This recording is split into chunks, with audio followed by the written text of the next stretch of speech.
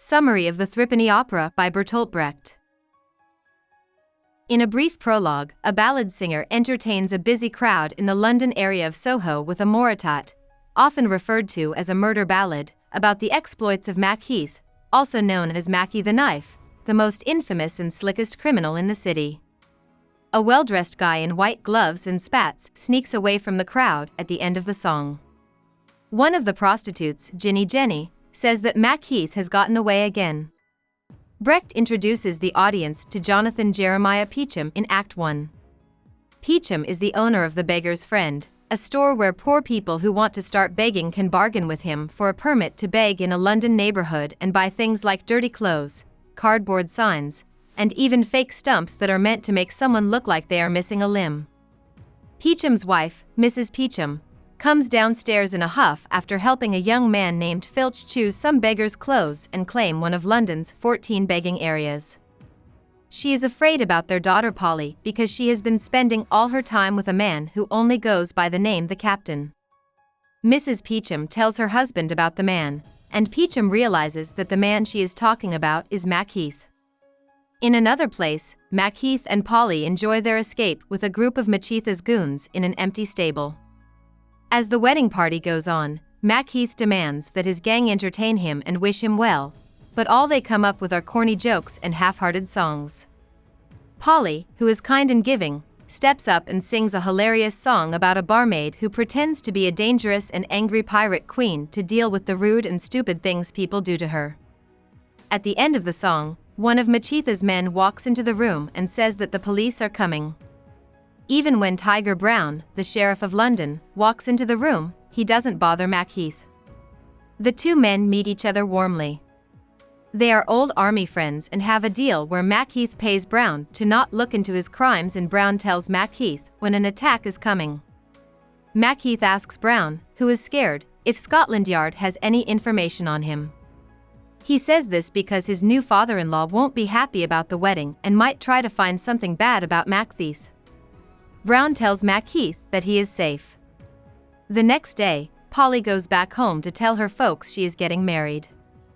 Peachum and Mrs. Peachum both tell Polly she ought to live her life instead of wasting it. Polly asks her dad to let her love Mac Heath, telling him that Mac Heath can take care of her. Polly doesn't understand Machitha's promiscuity, so Mrs. Peachum tells her that if the man is ever hanged, 6 women will show up to mourn him. Peachum thinks a hanging is a great idea. The husband and wife of Peachum decide to catch Mac Heath at his favorite brothel in Wapping and report him to the police.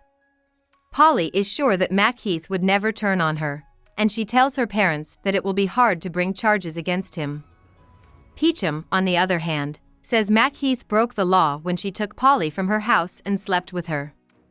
As the Peachums walk to the front of the stage to sing the last song of Act 1, they complain about how rare happiness is, how low people are, and how the world is just a heap of junk. Polly goes back to the stable in Act 2 to tell Mac Heath that her father and Brown are planning to hurt him. Mac Heath doesn't want to run away, but when Polly shows him a long list of charges the police have against Macbeth, including juvenile rape, he freaks out. Mac Heath tells his men to start taking money out of their bank accounts and plans to hide in the countryside. He tells Polly to take care of his business and tells his guys to listen to her and do what she says before he leaves. Polly is afraid that Mac Heath is cheating on her because of a dream she recently had in which the moon looked old and worn. But Mac Heath says that he will always be faithful to Polly. At the same time, Mrs. Peachum meets Jenny, who works at the Wapping brothel. She tells Jenny to call the cops if she sees Mac Heath. Jenny is not sure if Mac Heath, who is now married, will show up in Wapping, but Mrs. Peachum says that Mac Heath is a guy who can't help himself around women. Later, Mac Heath shows up at the house, just as Mrs. Peachum said she would. Jenny and Mac Heath get back together and sing a song about their troubled past. They used to be lovers, but Mac Heath would sell Jenny to other men and beat her when she didn't make enough money. They almost had a child together, but Jenny lost the pregnancy, and they broke up. She sneaks outside while she's still singing and finds Mrs. Peachum waiting with a police officer named Constable Smith. When the cops come in, Macheath is still lost in his song with Jenny and doesn't notice them. Smith gets Macheath. Hookfinger Jacob, one of Macheath's most reliable goons, runs off to tell the rest of the gang about the trouble their boss is having. Tiger Brown is waiting in the Old Bailey, worried, to say sorry to Macheath for his part in catching the man. Smith brings Macheath there. Macheath turns away Brown with a mean look. While Macheath is alone in his cell, Tiger's daughter Lucy Brown walks in and starts yelling at her husband for leaving her alone and pregnant.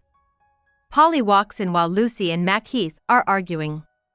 When Lucy and Macheath realize that Macheath has double-timed them both, they insult each other. Macheath tries to make both women feel better by telling them he loves them. Macheath tells Lucy that he'll send for her once he gets away when Mrs. Peachum comes to take Polly away. He tells her to get his hat and walking stick, which has a big knife hidden inside, from a nearby hook. She does what he asks and then leaves. Smith comes in and goes into Macheath's cell to get the gun back, but Macheath uses the chance to get away while he is still armed. When Brown gets there, he sees what's going on. He starts to feel down because the police can't catch Macheath.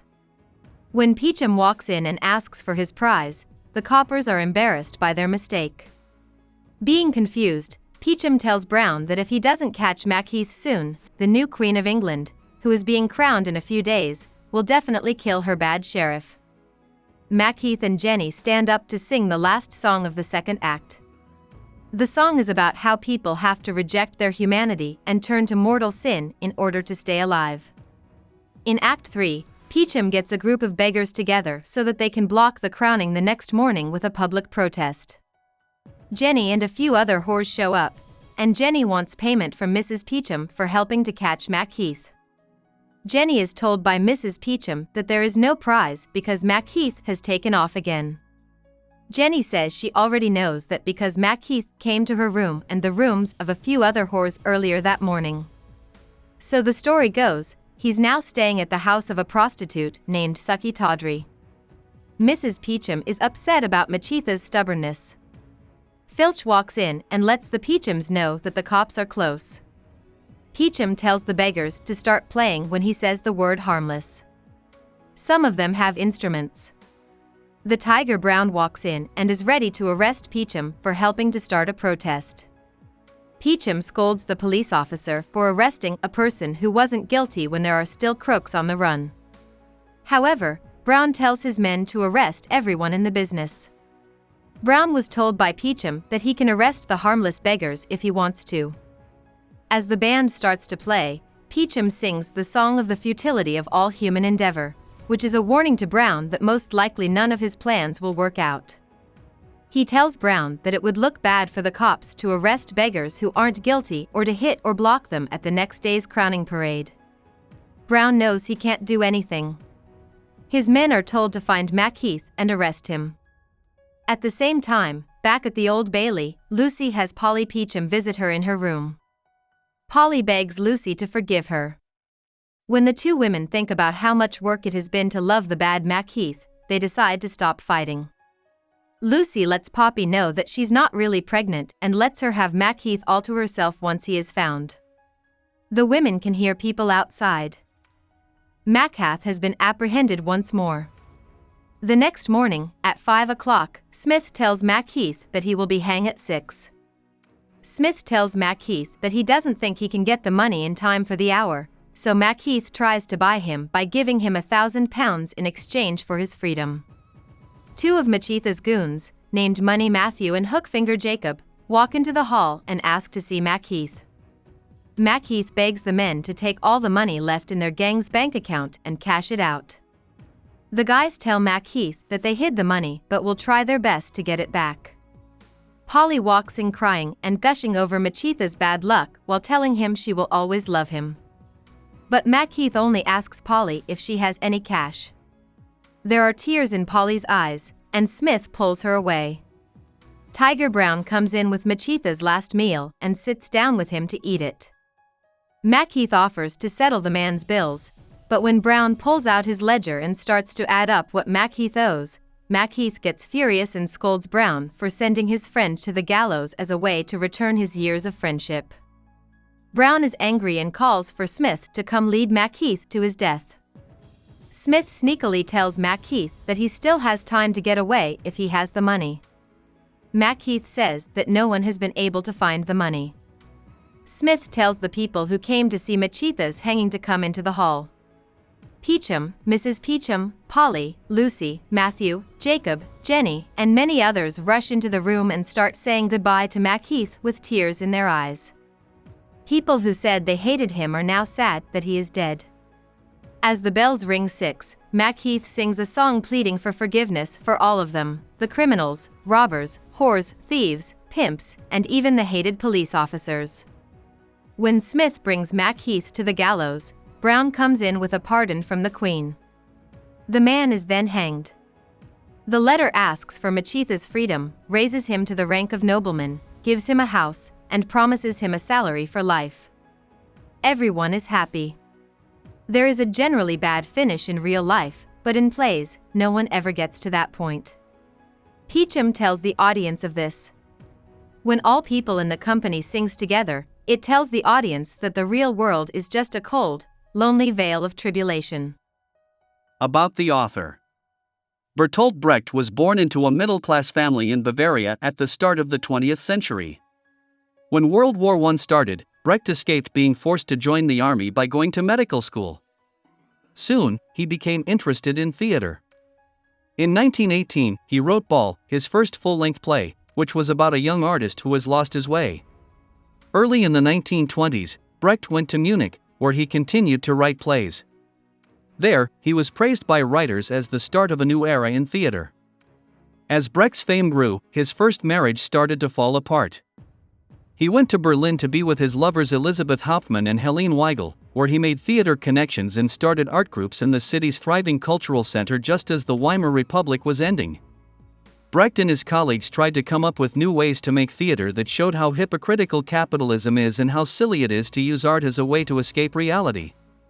When it opened in 1928, the Threepenny opera was a huge hit in Berlin and sparked a new era of experimentation in musicals around the world. When Hitler took power in 1933, Brecht fled Nazi Germany for Denmark. Life of Galileo, Mother Courage and Her Children, and the Caucasian Chalk Circle are now seen as classic examples of German Exilliteratur, or literature of the exiled. As the Red Scare spread across America in the late 1940s, Brecht was put on a blacklist by Hollywood and put on trial for having ties to the Communist Party. Although Brecht believed in Marxism, he was never a member of the Communist Party. It caused a stir when Brecht spoke in front of the House Un-American Activities Committee, and the next day he went back to Europe. Brecht moved back to East Berlin in 1949. He died in 1956. Hope we summarized it fully and you liked it. Please hit the like button and subscribe to our channel so that we are motivated to create more videos.